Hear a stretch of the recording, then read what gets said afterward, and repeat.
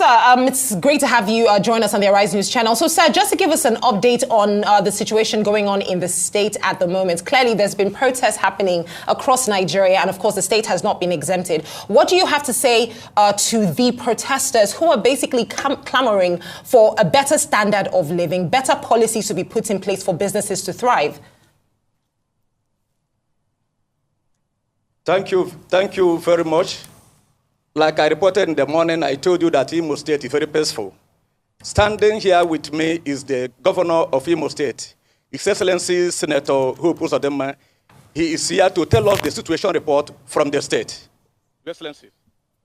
Well, the state is relatively peaceful and calm, and I thank Almighty God for that, and also commend our people for keeping to the resolve not to participate in this protest, because we are aware that there is hunger. We acknowledge there is hunger. We also acknowledge there is hardship. But the point we want to drive home is that the hunger and hardship is not as a result of anything that has happened in the past 1 year. You know, particularly given that those who are really behind this protest have one time or the other been in government. Some of them have served as speakers in their various houses of assemblies for over 8 years. Some have served as ministers for over 8 years. Some have served as governors for over 8 years. And what is it that President Bola Ahmed Tinubu has done for the past 1 year that they think is wrong or they did differently? If anything, the man has done things better for the interest of the country. We can see how jumbo capital projects, infrastructure is being confronted under this man's administration. We have seen also the reforms he came up with. This is the first time since the creation of Nigeria that crude oil, which is the only raw material for refining products, will be sold in local currency, making it possible now for Nigerian businessmen to be able to access funds, to be able to build refineries, knowing that the raw materials will be available for them to use. So this man is rejuvenating the economy. The policies, yes, he sounded it, that initially there will be some consequences. It's not as if it's not being expected. All we need now is to explain to our people, engage our people, that there is need for us to address the problem of power, road network, railway. All these things are being addressed. All these things that the President Bola Ahmed Tinubu is doing now are things that should really recover and create an economy for our people. So, and we have said, like I likened it up yesterday, to be like a woman, the pain of a woman in a labor room. As soon as the child is delivered, the pain will stop. But Nigerians, many of them are ignorant, those who want to participate in this protest, to begin to destroy things. No explanation has been given to them. So I think that the best thing we should do is take to dialogue.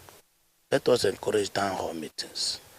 Let the presidency, the federal government, the state governments, local governments, members of the national and state assemblies participate in coming together to take the responsibility of explaining to our people, the masses, what government is doing and what government intends to do. And by so doing, the awareness will be there and the understanding level will be improved upon. And this solution will come. So it is not about the president alone. Governance is not about Mr. President. The president has a vice president. The president has a senate president. The president has ministers. The governors are there with their commissioners. The chairmen of local governments are there with their councillors. It is a collective responsibility that we must collectively come together and then address the problem of bringing Nigeria up from where it is. But whether there have been leadership failure, for the past 20-something years, of course, we've been confronted with failed leadership.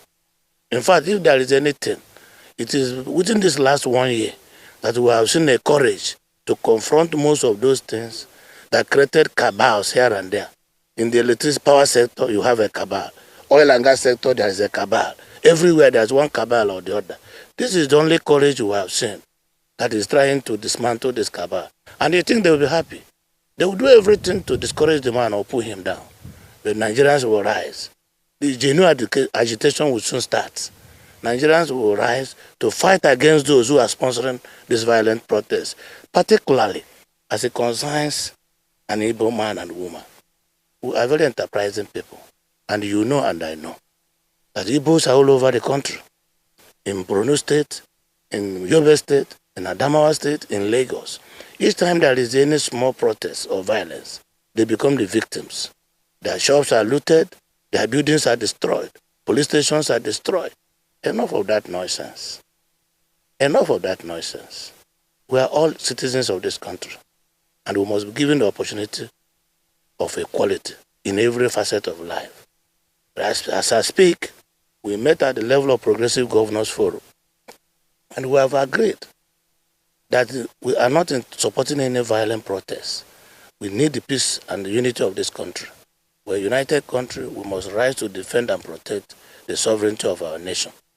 But we must discuss. If there is any grievance anywhere, we should sit down in a room, put it down on top of a table, and analyze it and agree on what to do. And collectively we'll solve our problems. But the idea of instigating and inciting the masses and hoodlums to vandalize and destroy properties and government assets must be condemned in its entirety. Democracy does not mean madness, and the culture of our people and the tradition of our people should also be respected.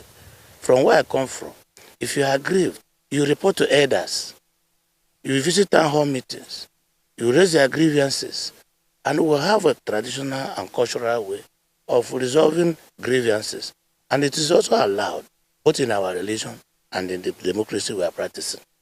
So I think that I will once more thank God that people of Southeast have risen and condemned this protest, and they are not participating, and they did not participate. Your Excellency, what's the magic behind that? You see, the solution to every problem starts in a day. I think God have answered our prayers. That's what I'll tell you. So what's the way forward? The way forward is to tell these people to shoot their sword. Let us discuss whatever grievance they have, and let us encourage the policies of the government. We should be loyal and obedient to government, because without government there will be anarchy, and we are not interested in anarchy.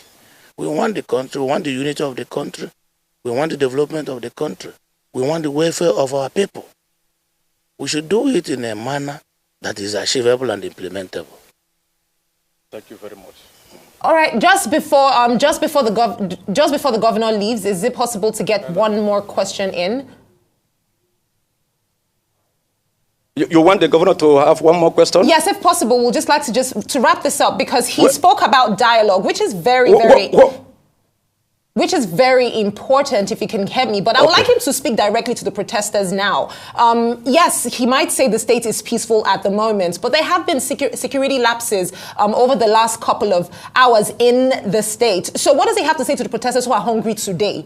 The protesters who are protesting today because of frustrations, those businesses and the enterprising nature of, the young people, the Igbo people that he has spoken about. Some of them cannot carry out these businesses because of security problems. So what does he have to say to those protesters today, while we look forward to the dialogue and the support and the collaboration that he has rightly spoken about? Of course, we still have at least 3 more years to put a lot of things in place. But for today, the people who are victims of today, what does he have to say directly to them? Now, what I think we can do is to deploy anger management strategy. We have listened to them. They have genuine concerns. They are worried. But we should also, all of us should be worried. So I therefore call on all of us that represent the political class. Like I said earlier, we have 360 federal constituencies with members of the House of Representatives. We have 109 senators that made up the Senate. We have 2 levels of government, the federal government and the subnational government. Can we encourage town hall meetings where we can come together, discuss, because we have peculiarities. The priorities of the one particular state may not be the priorities of the other state. We will now agree on a comprehensive assessment of levels of government and their priorities, and then discuss with the people directly.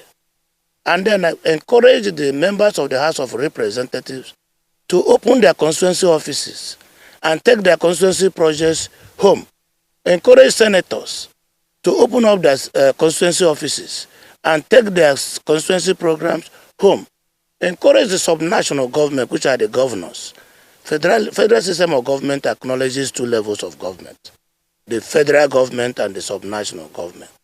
So the state governments, really the subnational governments, also have a great role to play.